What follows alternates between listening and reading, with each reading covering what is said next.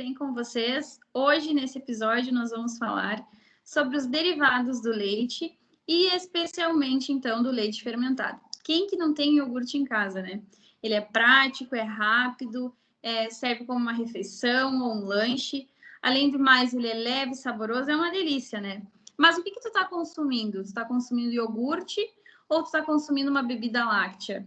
E aí, tu sabe diferenciar quais são as principais especificações de cada um? Então, aqui nesse episódio, tu vai conhecer os tipos de leite fermentados e as suas diferenças, né, Marcela? É isso aí, Carol. Então, a gente costuma conhecer, ou algumas pessoas conhecem como leite fermentado, um produto específico chamado Yakult.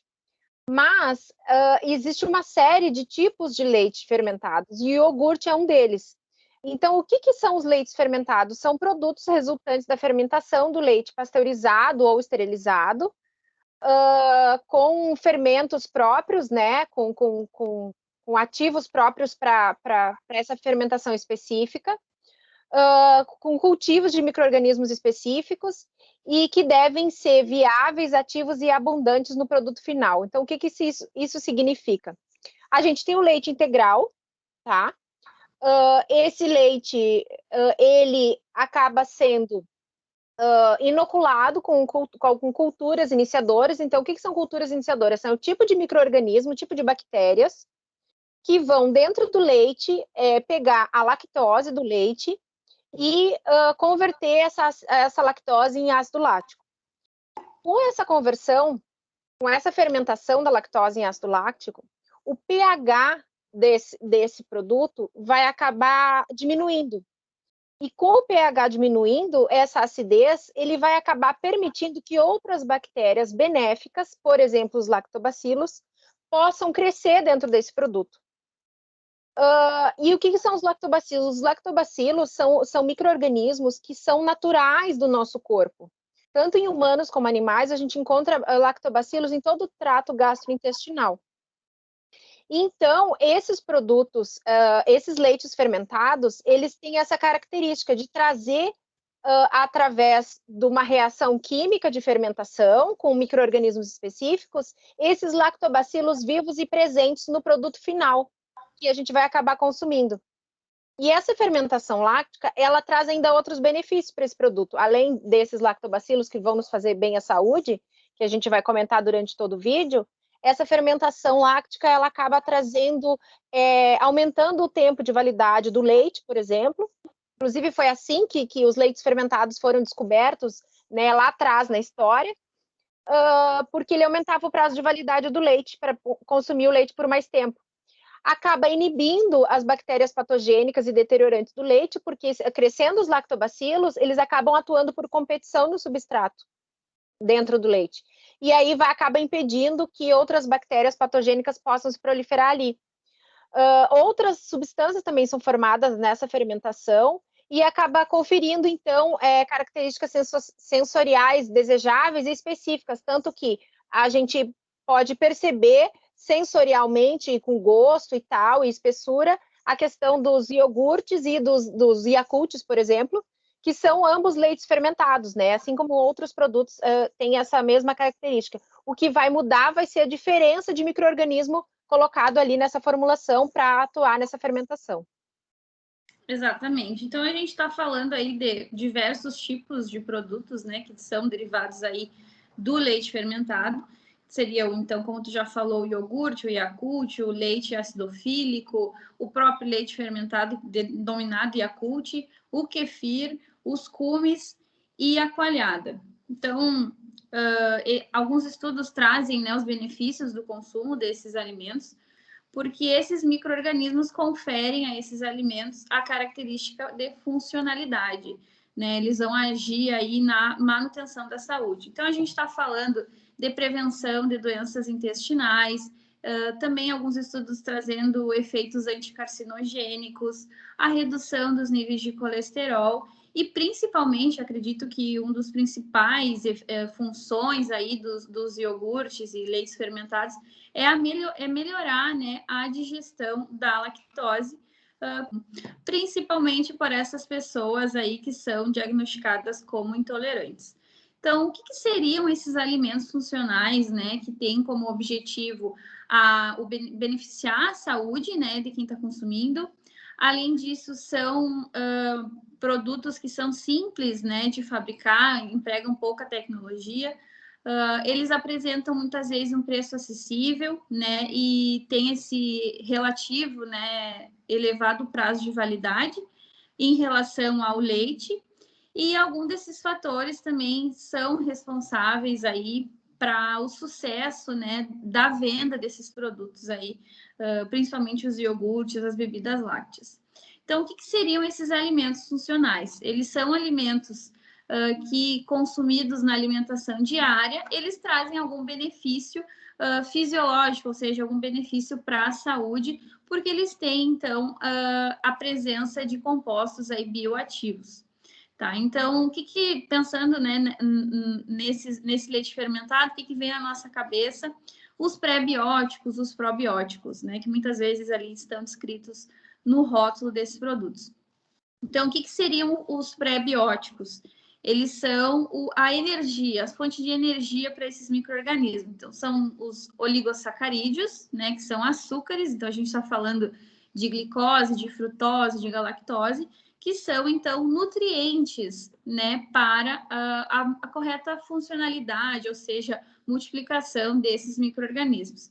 Então, a gente está falando de prebióticos derivados dos alimentos, ou seja, das frutas, dos cereais, dos grãos e também das leguminosas. E aí, os probióticos, que seria propriamente o micro-organismo em si, né, que, como a Marcela já falou, principalmente aí como exemplo o lactobacillus, são esses micro-organismos vivos que estão aí dentro dos alimentos que têm o seu benefício aí para a saúde. E aí a gente vai começar, né, pelo iogurte, né? E aí, Marcela, tudo é iogurte? Como é que eu consigo diferenciar? Quais são essas características aí desse material? Vamos falar um pouquinho para nós. É isso aí. Então, o pessoal confunde bastante ou acha que tudo que tem na prateleira do supermercado é iogurte, né? Porque tem o moranguinho, porque tem a frutinha, acha que tudo é iogurte, porque todo mundo tá no mesmo potinho, né? Não, e tem muito iogurte, né? Tu chega ali naquela gôndola resfriada, tudo é iogurte, mas na verdade não é, né? Às vezes a gente acaba comprando porque o preço tá mais em conta esse aqui, vamos levar, e aí tu leva outra coisa pensando que tá levando iogurte, né? Exatamente, Carol, é isso aí. Mas o que é o iogurte de fato? O iogurte é um produto que ele tem na sua base o leite, tá? Então é o leite, que, como eu falei, ele é dentro de um leite fermentado.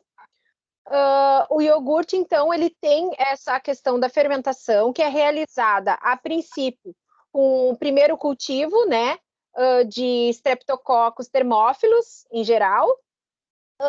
Esse Streptococcus thermophilus vai fazer aquilo que eu comentei sobre a fermentação da lactose, e aí o que vai ter a proliferação maior e o que vai nos trazer o benefício como probiótico, no caso do iogurte, são os lactobacillus bulgaricus, tá? Então, são nomes aí diferentes para quem não está habituado, mas são só nomes de micro-organismos, de bactérias benéficas que vão atuar nesse processo. E são fisiológicas. Exato. Acho que o mais conhecido aí é o lactobacillus, a reviria é lactobacillus.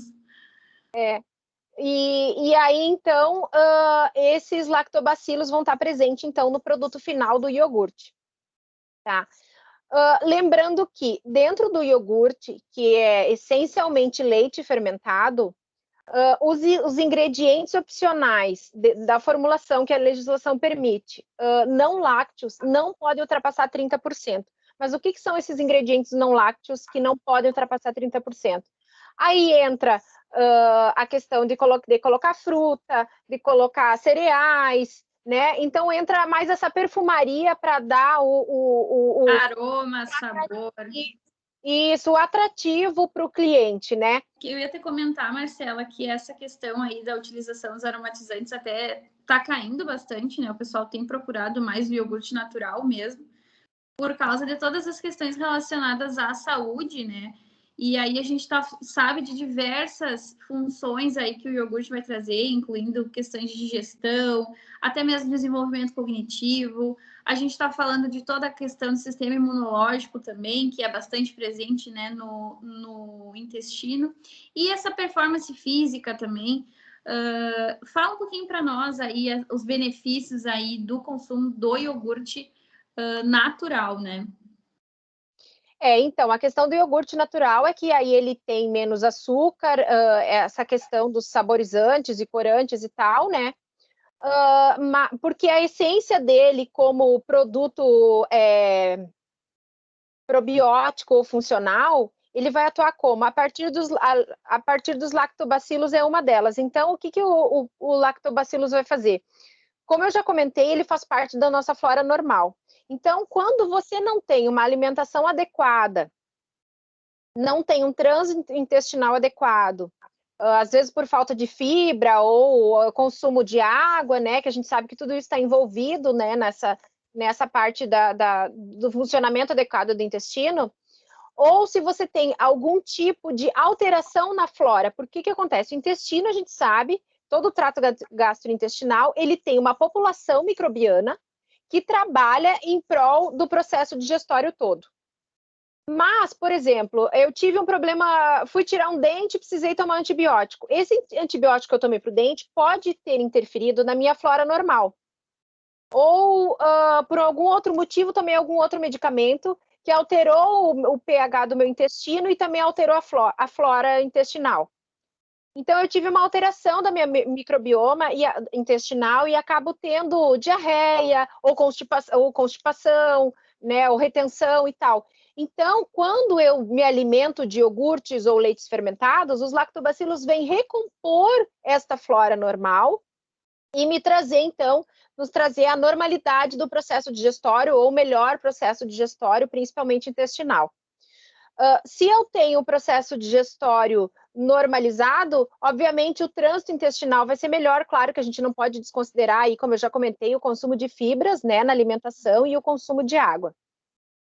Além disso, os lactobacilos ajudam também no processo da digestão, na questão de formação de gases, irritações intestinais, inflamações, né? Infecções intestinais, como eu comentei, as bactérias elas funcionam muito por competição de sítios.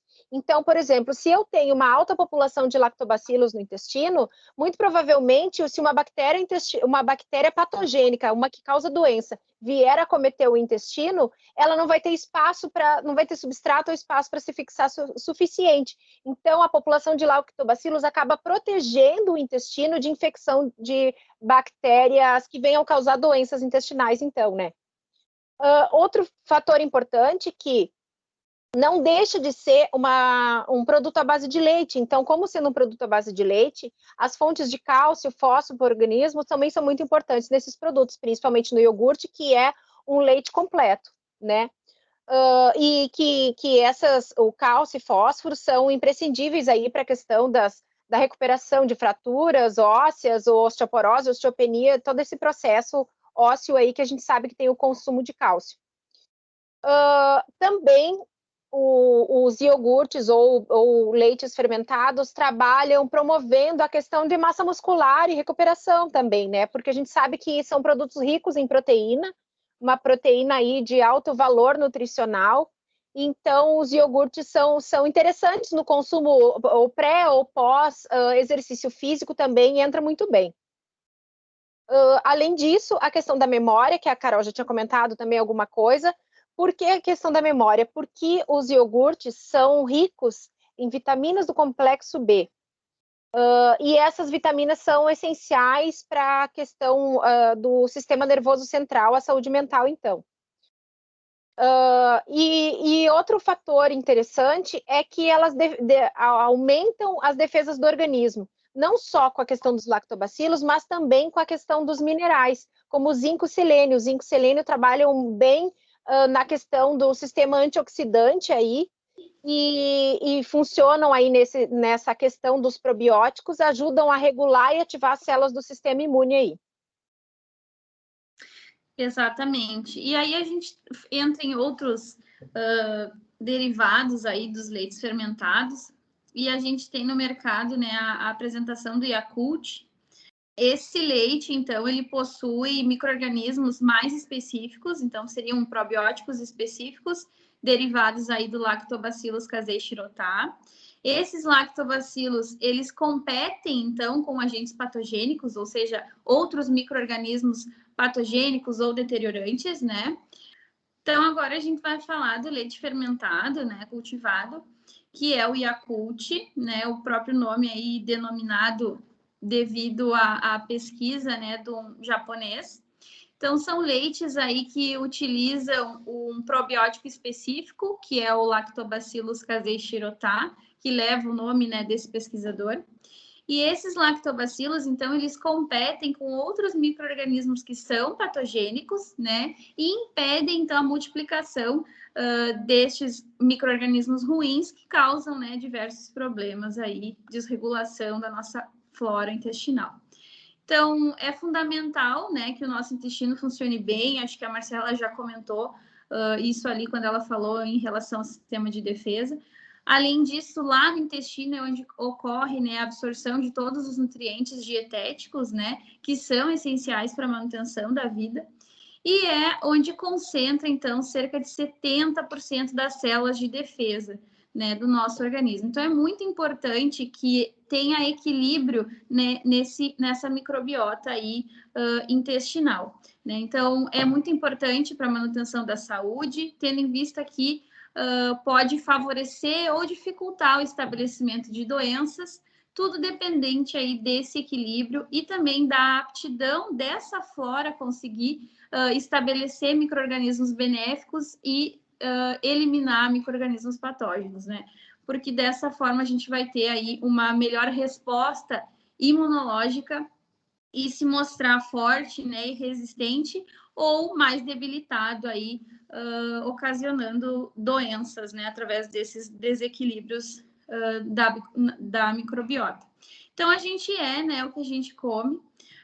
Como eu já tinha comentado com vocês, a questão desse japonês, né, o Shirotá, ele já estudava esses micro-organismos por volta de 1930. Então, ele isolava bactérias intestinais, né, que sobreviviam à passagem aí do intestino, e ele utilizava, então, essas cepas bacterianas aí para desenvolver produtos, né, que seriam esses leites fermentados, e assim distribuía, né, para os seus clientes na sua clínica. Então, o primeiro produto contendo esse Lactobacillus casei shirotá foi desenvolvido por esse pesquisador, e ele foi, então, a base para o estabelecimento do produto Yakult, né? Então, outros estudos relatam aí que esse Lactobacillus casei shirotá, no Japão, desde 1970, já era consumido por mais de 10% da população japonesa. E agora partimos para a bebida láctea. Só ainda fazendo um complemento aí na questão do Yakult, quando a gente tem qualquer, inclusive eu utilizo na clínica isso, a questão do Yakult como reposição. Já tive casos. Peraí. Só deixa voltar a tua conexão. Fala aí que eu quero ver se voltou. Oi? Voltou? Tá, agora estava cortando, mas agora voltou. Peraí, deixa eu só ver uma coisa aqui, então. Melhor.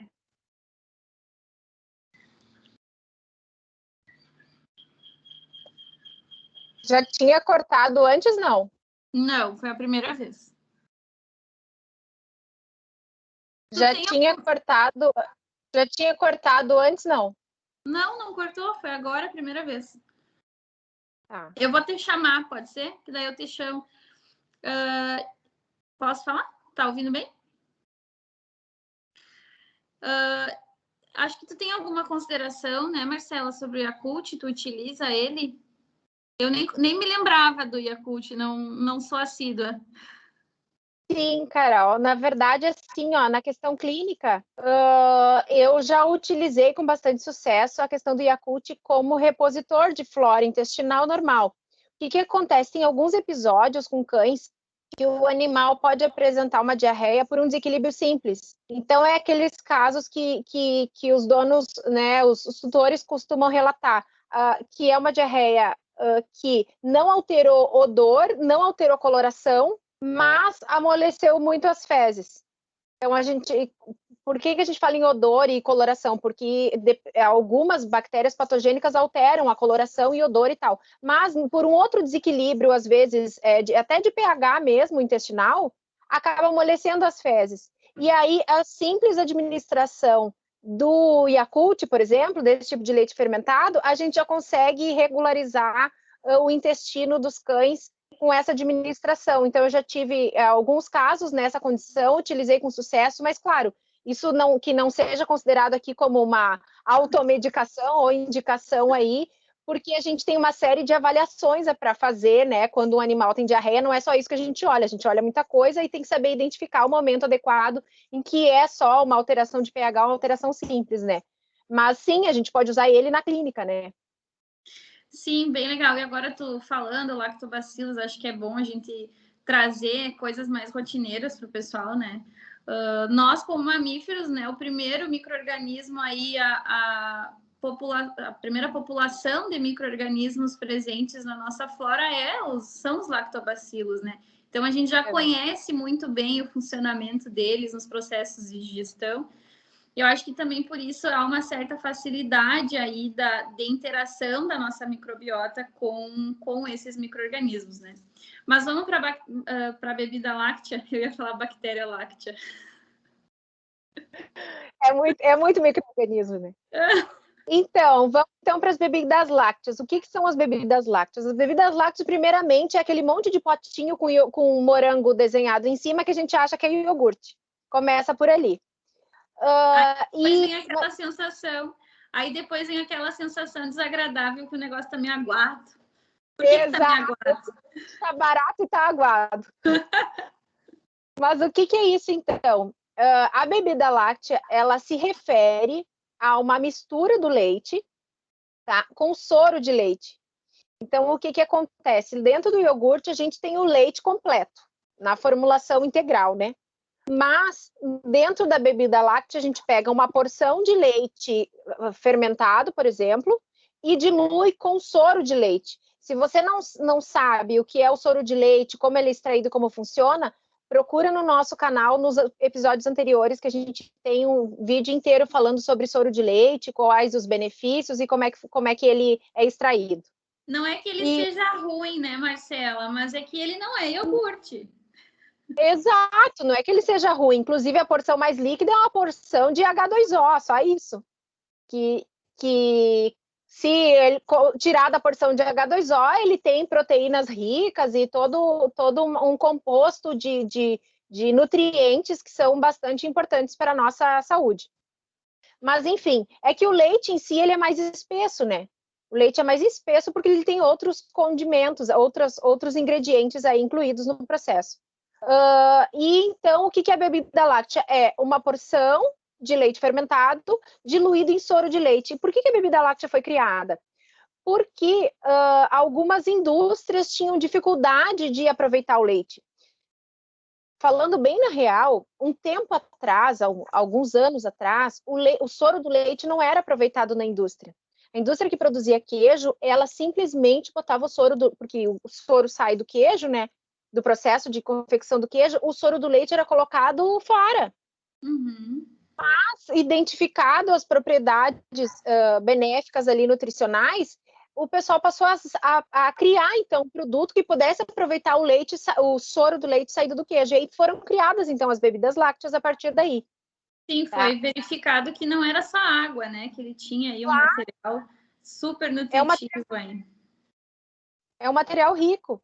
Então, qual que é a principal diferença? A principal diferença é a presença da bebida láctea tem a presença de 51% de soro de leite. Isso por legislação, o que é regulamentado e permitido. Tá? Então, ele não é 100% leite ou iogurte. Ele tem 51% de soro de leite. O que justifica, então, essa consistência mais líquida. por essa diluição, quando comparado ao iogurte, ele acaba tendo menor quantidade dessas bactérias benéficas e um menor valor nutritivo pelo volume do composto água que tem ali dentro do soro, tá?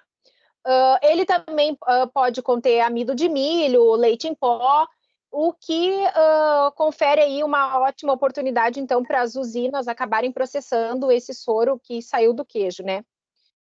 Mas a bebida láctea, ela também tem um valor nutricional interessante, e além da vantagem do preço, que ela geralmente é mais acessível, ela é uma bebida de baixo valor de teor calórico, né? Então, a pessoa que não quer ingerir muitas calorias, pode, em vez de tomar o iogurte, pode se utilizar da bebida láctea, então, né? Já que ela é mais diluída. Não é nada pessoal com a questão da bebida láctea, mas eu prefiro iogurte.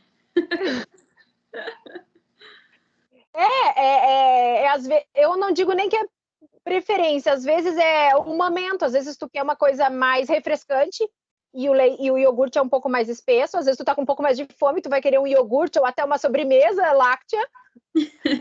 Pois é, e vamos falar então da sobremesa láctea. É mais um derivado, né, dessa matéria-prima maravilhosa que é o leite. Ela pode ser apresentada de diversas formas, então a gente tem sobremesas pastosas, semissólidas, sólidas, airada, gelificada, né, entre outras formas aí que são tecnologicamente reconhecidas. Essas sobremesas lácteas, elas devem apresentar mais de 50% de massa de leite. Né? E aí vem os outros produtos lácteos, né, que podem ser isolados ou em combinação do total de ingredientes desse produto. Né? Então, a gente está falando de diversos outros constituintes que podem ser lácteos ou não, né? Na minha preferência, que de preferência tem bastante chocolate na sobremesa láctea. E uma caldinha de morango, né?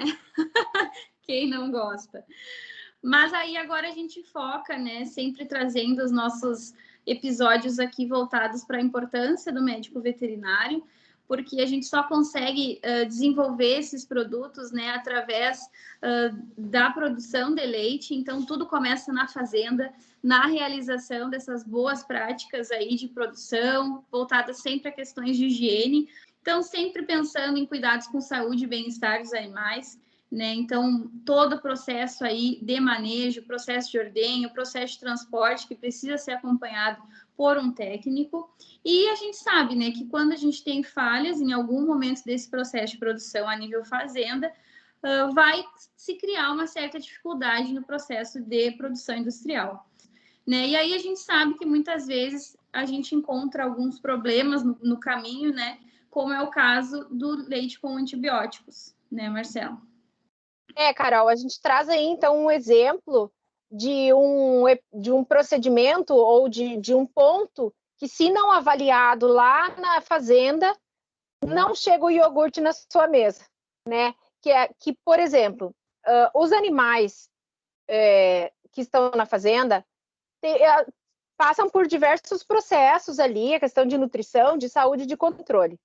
E dentro do viver comum do animal ali, pode ser acometido por alguma doença, por alguma infecção bacteriana, por uma mamite, que é uma doença da glândula mamária, que é bastante comum. Nesses processos patogênicos, são utilizados medicações, assim como se conhece na linha humana, muito semelhante. Inclusive os antibióticos. Quando um animal tratado com antibiótico, tem uma prática no campo que é muito importante, o pessoal do meio conhece bem. Quando o animal é tratado com antibiótico, o leite desse animal tem um determinado período que ele não pode ser aproveitado, tá? Então ele é descartado. E esse período, alguns antibióticos mais modernos aí, às vezes até com 24 horas, dentro desse período tu não pode aproveitar o leite da vaca. Se por um acaso o antibiótico tem lá um período de carência de 3 dias e o leite foi aproveitado antes de completar esses 3 dias, ele vai ir para a indústria com resíduo desse antibiótico. E esse resíduo de antibiótico, ele tem 2 problemas.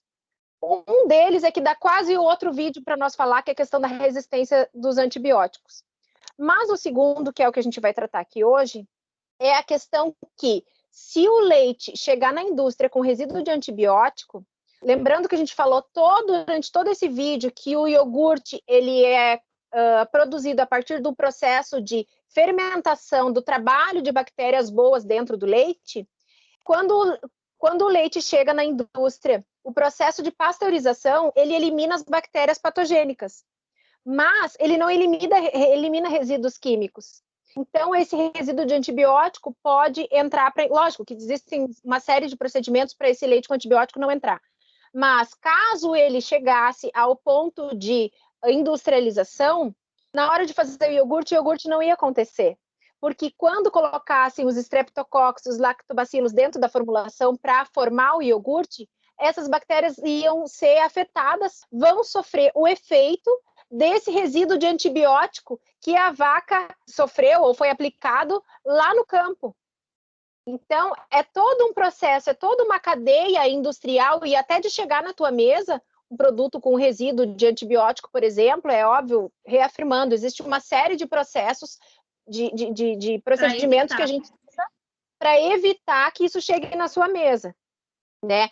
Por isso, a gente orienta sempre, quando for comprar o produto, confira o selo de inspeção. O selo de inspeção federal, por exemplo, é aquele círculozinho com o nome do CIF, pode ser inspeção federal, estadual, municipal, né? Mas não compre produto sem o selo de inspeção do órgão competente da região, né? Então é isso. A gente só quis trazer para vocês um exemplo da nossa ação como veterinário dentro desse processo do produto poder chegar até a sua mesa. Enfim, a gente só trouxe como exemplo a nossa ação dentro desse processo de produção de leite, derivados do leite e leites fermentados, que foi o nosso assunto hoje. Foi ótimo estar aqui contigo, Marcela. Eu acho que a gente trouxe bastante informação. Acredito que muita gente aí leva bebida láctea achando que é iogurte. E eu acho que esse é o principal ponto aí do nosso vídeo hoje. Agradecemos você que está nos acompanhando até agora. Por favor, inscrevam-se no canal, nos ajudem aí a divulgar essas informações. E um abraço, até o próximo. Acho que é isso por hoje. É isso, eu continuo também agradecendo a atenção de todos, agradecendo o incentivo de quem está nos acompanhando. E é aquela coisa, vamos ter que assumir, Carol. Se inscreve no canal, clica no sininho, curte, compartilha. Valeu, valeu. Obrigada.